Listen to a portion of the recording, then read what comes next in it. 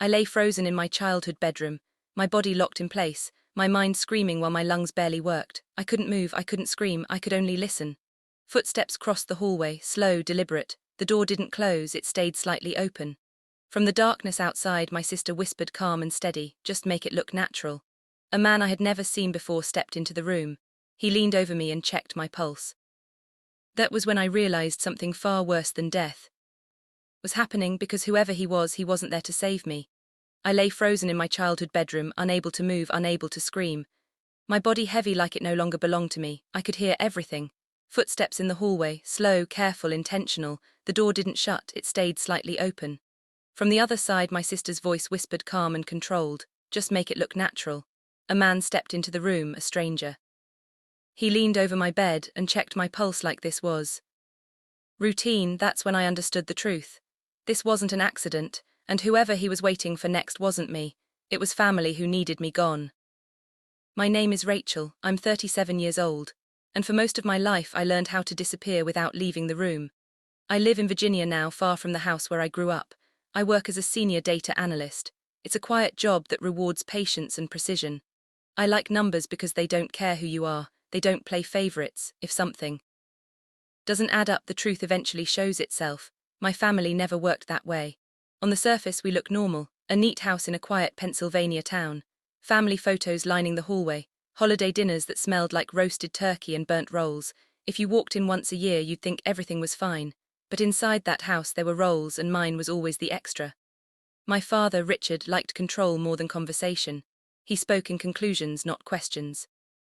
My mother, Gloria, learned long ago that silence kept the peace.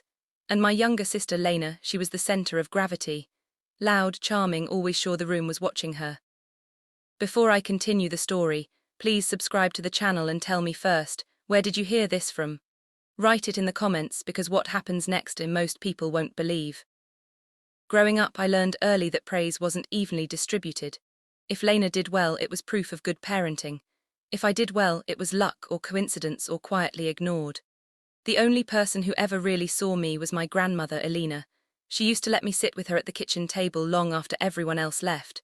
She'd slide a mug of tea toward me and say, "You notice things that matters." When she died, the house felt colder, emptier. At her funeral, I remember watching my father's face. No tears, just relief. At the time, I told myself, grief looks different on everyone. Before she passed, Grandma Elena gave me a small tin box. "Don't open this in front of your father," she said. "When you're truly on your own, you'll understand." I never opened it. I thought it was sentimental, harmless. Years later, when my mother had knee surgery, I drove back to Pennsylvania to help. 2 weeks off work, just long enough to slip back into old habits, cooking, cleaning, staying out of the way. A few days before I left Virginia, I received a letter about unreported income. A large amount, money I'd never seen.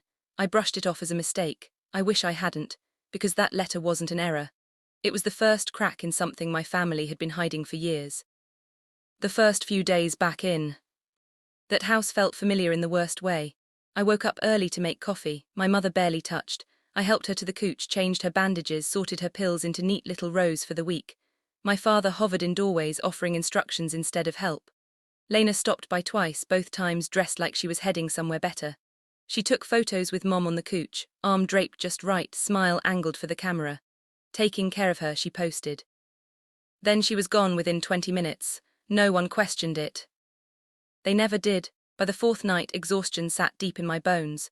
The house had a way of draining you quietly, like a slow leak. You don't notice until you're empty. That evening, Lena appeared in my doorway holding a mug.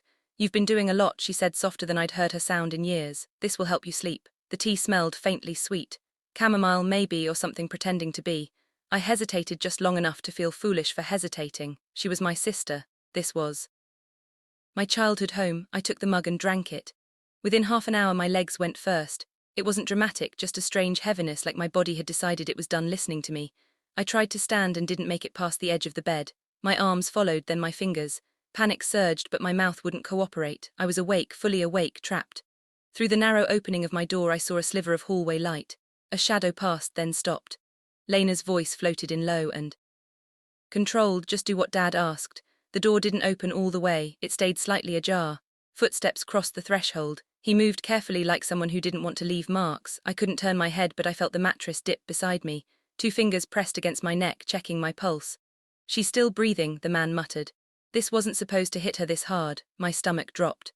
"Lower your voice," Lena snapped. "Won't remember anything." I wanted to scream, I wanted to fight. Instead, I stared at the ceiling, watching a crack I remembered from when I was 12.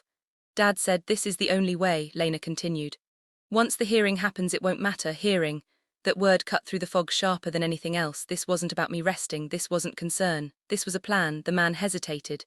"This feels wrong." "You're already here," Lena said. "Just make it look natural." They left the room. The door clicked softly shut, and in that silence something inside me shifted. This wasn't sibling rivalry, this wasn't neglect, this was deliberate. My family wasn't trying to protect me, they were trying to erase me. And whatever that upcoming hearing was, I knew one thing with absolute clarity. If I stayed in that house until morning, I wouldn't leave it on my own terms. Time stretched in strange ways after they left. Minutes felt like hours. Hours slipped by.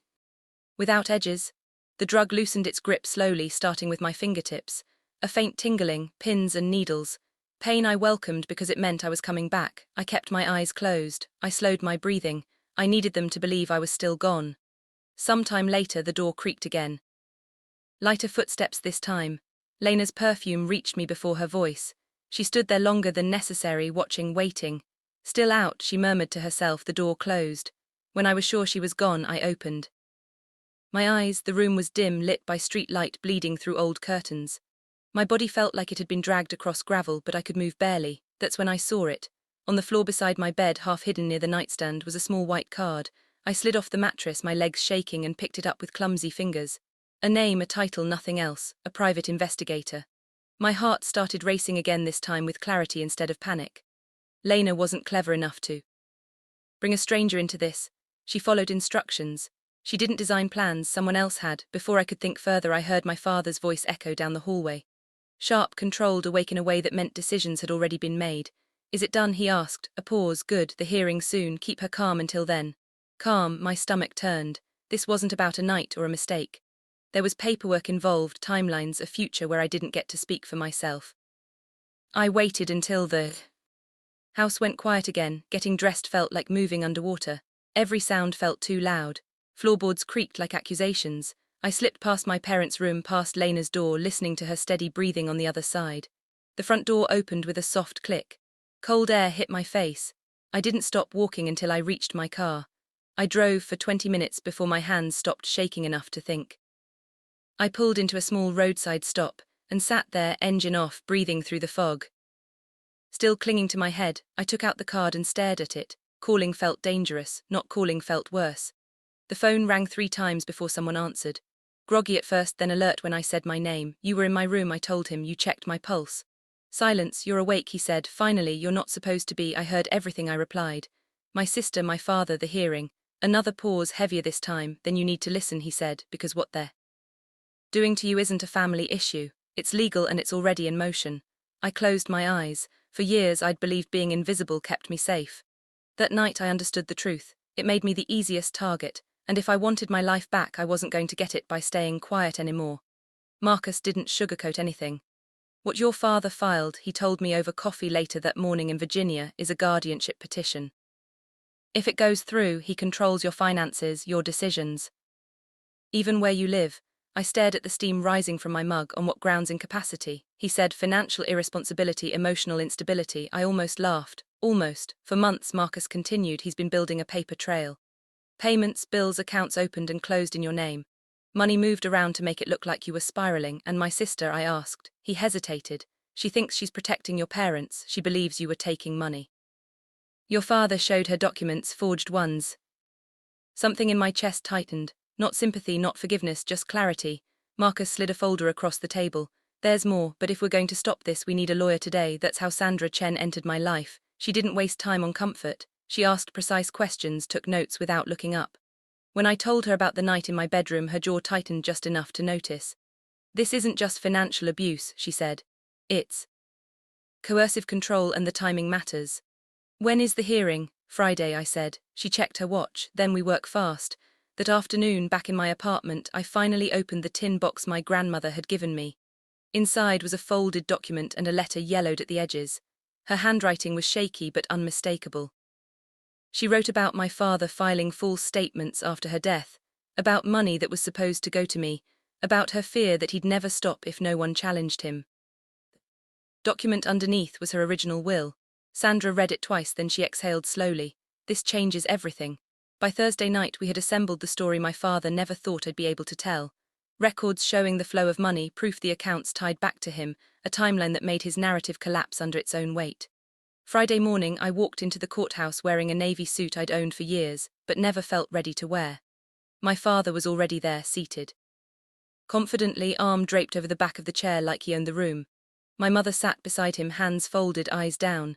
Lena was nowhere to be seen. Richard looked up when I entered. For the first time in my life he didn't hide his shock. "You shouldn't be here," he said quietly as I passed. I didn't respond. I sat down next to Sandra and placed my hands flat on the table. They didn't shake.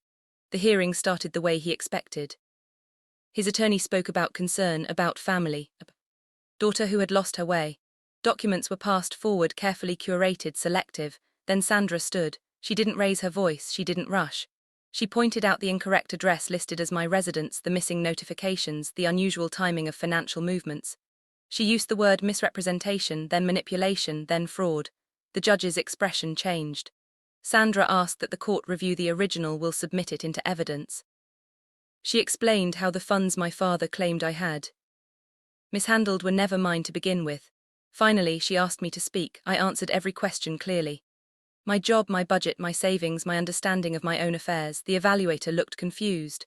Why was this petition filed at all? The room went quiet. The judge dismissed the guardianship petition on the spot and ordered a formal investigation into how it had been filed.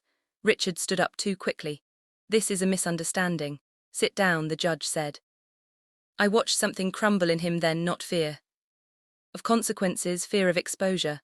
Outside the courtroom, Lena found me. Her face was pale. "You lied," she said. "You let us think." "No," I replied. "I stopped correcting you." She opened her mouth to argue, closed it again. For the first time she looked unsure of which script to follow. Over the next weeks the truth came out piece by piece. Investigators traced the money, the forged signatures, the accounts linked back to my father. Everything he'd accused me of doing, he'd been doing himself.